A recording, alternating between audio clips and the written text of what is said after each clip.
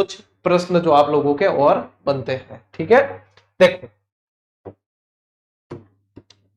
राजस्थान में वर्षा की मात्रा किस दिशा में बढ़ती है? राजस्थान में वर्षा की मात्रा किस दिशा में बढ़ती है?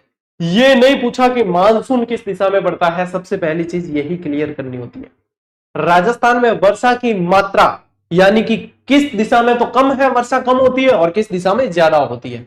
तो यहां पर देखेंगे तो अपने दक्षिण पश्चिम में होती है कम, यहीं पे आप गलती करते हो, यहीं पे आप गलती करते हो। उत्तर पश्चिम में होती है कम, तो उत्तर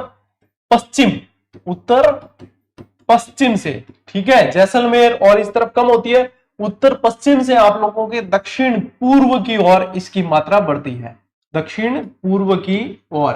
विद्यार्थी क्या सोचते हैं कि सर ये तो शायद नहीं होगा, उनके दिमाग में शायद वाली चीज क्या है वो भी मैं बताऊं। उनके दिमाग में रहता है कि मानसून किस तरफ बढ़ रहा है, वही चीज दिमाग में आती है कि मानसून अरब सागरीय ऐसे आया तो फिर ऐसे बढ़ेगा, तो क्या अपने दक्षिण पश्चिम से उत्तर पूर्व होना चाहिए, जबकि होता क्या उत्तर पश्चिम से दक्षिण पूर्व, ये दिशा रहती है, उत्तर पश्चिम से दक्षिण पूर्व। अब हाड़ौती का पठार किस तरफ है, यहां ध्यान रखो, ऐसे हाड़ौती का पठार इस दिशा में है और अपने जैसलमेर इस दिशा में। इससे ज्यादा बेटा है ना कंसेप्ट से आप लोगों को कोई नहीं समझा सकता, ये दिशा रहती है। अब ये देख लो उत्तर पश्चिम से दक्षिण पूर्व की ओर है, ये दिशा है और इससे बेस्ट तरीका नहीं है इसको समझने का। ठीक है, हाड़ौती के पठार की साइड सबसे ज्यादा वर्षा होती है, तो बस यही है अति आर्द्र प्रदेश।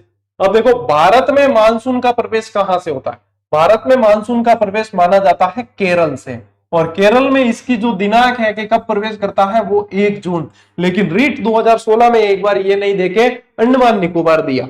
ठीक है, तो अंडमान निकोबार में ध्यान रखना 25 मई, क्या ध्यान रखोगे, यदि अंडमान निकोबार दे दिया जाए, द्वीप समूह दे दिया जाए कि अंडमान निकोबार द्वीप समूह में केरल से भी पहले होता है प्रवेश, अंडमान निकोबार में 25 मई माना जाता है इसका समय।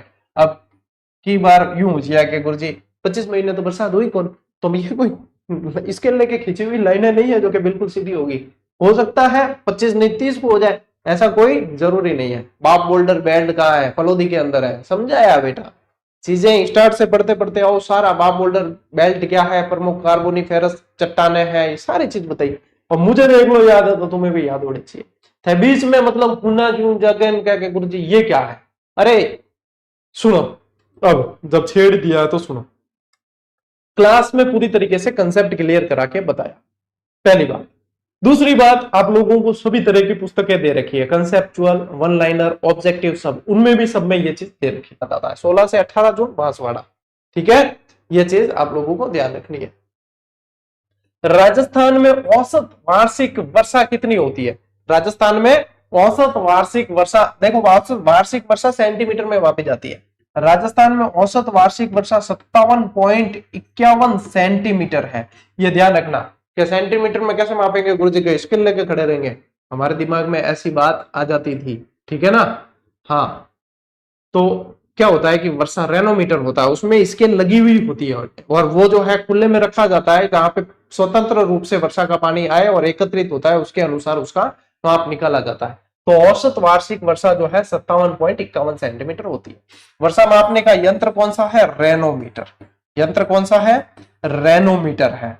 और राज्य में वर्षा के दिनों की औसत संख्या कितनी है, कि औसतन कितने दिन सीजन में वर्षा हो जाती है, तो वो है 29 दिन, ठीक है। लेकिन 29 दिन नहीं हुई तो आप किसी को ब्लेम नहीं कर सकते कि इंद्र देवता हमारे गुरु दिन पड़े 29 दिन बरसो, 2 दिन कम कैसे बरस रहे हो, 27 दिन ही हुए यार, तो हमने तो गिने 29 बताए, 2 दिन तो बरसना पड़ेगा, बरसो। तो इंद्र देवता नाराज हो जाए, नाराज हो गया तो अकाल पड़ जाएगी, ठीक है। तो अपने को अकाल भी पढ़ने हैं, अपने को अकाल भी पढ़ने हैं, इंद्र देवता से कोई लफड़ा नहीं करना है। इंद्र देवता मेहरबान तो बस, नहीं ज्यादा भी मेहरबान होगा तो भी डंडिया डाल दे।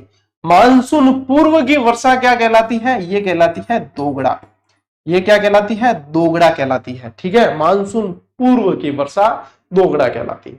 चलिए आगे बढ़े, नेक्स्ट देखो।